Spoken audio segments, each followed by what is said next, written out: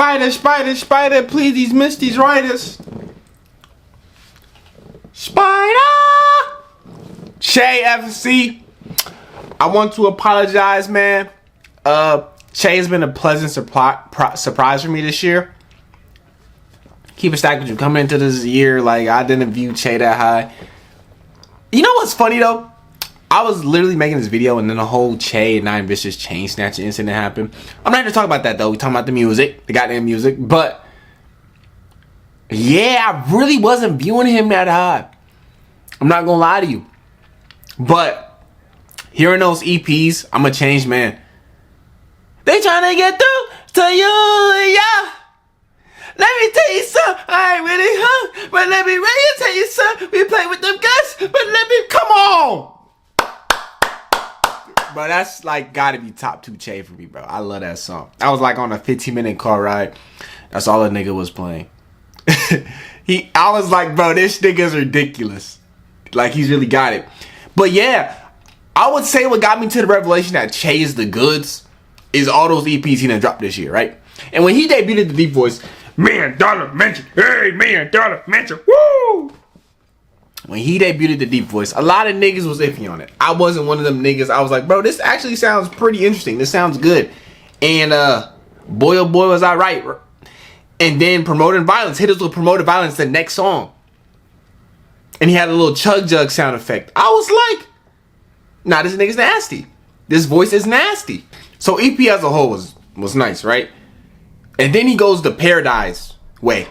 And it's a lot more high-pitched, vocal heavy. And I'm like, hold the hell on. Hold on. This is immaculate. Like, this is my favorite EP he's dropped this year. No, I'm not going to say by far, but definitely is. Both of these songs are absolutely ridiculous. Tell you something, and I hope I say this right. Nosferatu. 2 just outstanding songs, just whooping his ass off. And I'm like, I'm really just blown away. Like, at this point in time, this was the most I've liked a Che project at this point, right? So then, 2 weeks ago, now maybe about 2 weeks, gives us Empty Clipped. And the thing I really like about Empty Clip, it's like, it's the deep voice, but he also got some regular tones in there, and he's flowing and just rapping his ass off. That's when I realized, okay, this nigga can really rap for real. Like Lil Mexico's, I was like, this nigga can really rap for real. I go up on the Tuesday corny. I go up on the Tuesday horny. I put the beats right like Miley. I put the beats right like Miley. You know what I'm saying? Like, just track after track, I'm like, nah, this nigga, he might be the one. He might be the one. He's really the goods. OG Ginobili, DMX, Tuesday, Lil Mexico, those are ridiculous songs, bro. And I feel like that's what probably, like, if we get a full-length project, maybe he keeps on dropping EPs, I don't know. But if we get a full-length project, I feel like it would be on those vibes where he's just showcasing the different sides of Che, like the deep voice, these flows, maybe got some little higher pitch songs in there, like just all that type shit. I think that could really be crazy, you know? But my introduction, yeah, listen, hold on. So boom, I had heard all those projects and I was like, okay, let me re-listen to his past works and see if I'm liking them more, right? And so my first ever introduction to Che, Portugal and Spain are playing, by the way, right now.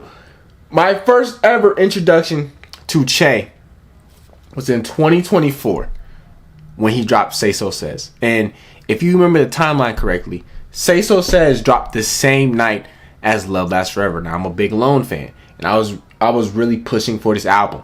Really was pushing for Love Lasts Forever. And if you remember the discourse when those albums came out, right? Love Lasts Forever was getting shitted on.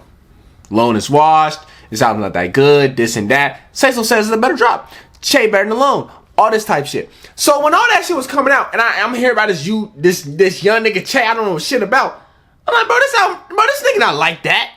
This nigga, I was hating. I'm gonna keep it stacked with you. I was biased as hell. I was hating. And so when Say So Says was getting all this high praise, I gotta see what the rave is about. So I listened to like 2-3 songs. And I was like, mind you, fully biased as hell, hate listening as hell. this nigga not like that, bro. Get this bullshit out of my ears. No bullshit. Like that's how I was. But I did end up giving a re-listen later down the timeline, and I was blown away. Children Shouldn't Play with Dead Things, truly a generational song. There's other really special songs in there as well, but that's definitely my favorite song.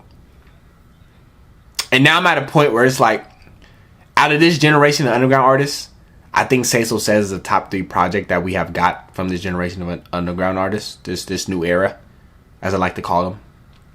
The only project I can confidently say I'll take over that is Flex Music. Other than that, bro, like, there ain't no project better than Say So Says. The album is dead ass ridiculous. But yeah, so many songs started clicking for me. I was like, okay, cool. So then the 2025 drops, right? Rest in Bass and Encore. Now my view on Rest in Bass was like, okay, this is a solid body of work.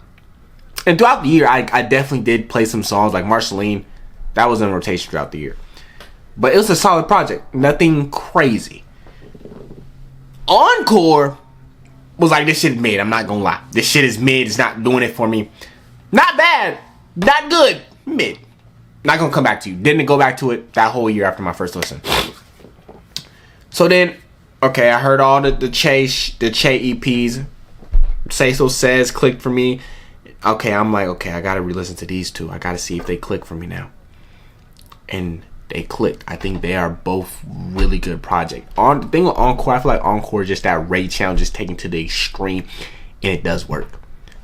And Rest in Bass, like the songs I wasn't messing with, I get them now. I like them now. Hood Dreamer, or what's that shit called? I think Hood Famous. I think it's Hood Famous. I said Hood Dreamer. What the fuck? Hood Famous. Great song. That was one of the songs I really wasn't rocking with at first. One of my favorites now. Holy Moly off of Encore. Wasn't rocking with it at first. One of my favorite songs on Encore. It's funny how shit works, right? But I think for me to even get to a point where I appreciate the projects like how I do, how I rate them, how I do now, is I had to get to a point where I rate Whole Lotta Red how I do. Because when I initially heard Rest in Bass, when that shit came out, I still viewed Whole Lotta Red as like the worst Cardi album. Still a great project, but just very flawed, very overrated by a lot of people. Now I'm like, bro, Whole Lotta Red is a goddamn 10 out of 10. I think overall, you know, best Cardi project, one of the best albums ever, you know. So I feel like I had to get to a point to appreciate the father of both of those albums. You know, now I'm appreciating the byproduct of that of Whole Lotta Red, because I had to appreciate the root of it all to appreciate the branches and the leaves and the fruits from that tree. You dig what I'm saying? So I think all that definitely is correlated. All that is definitely connected.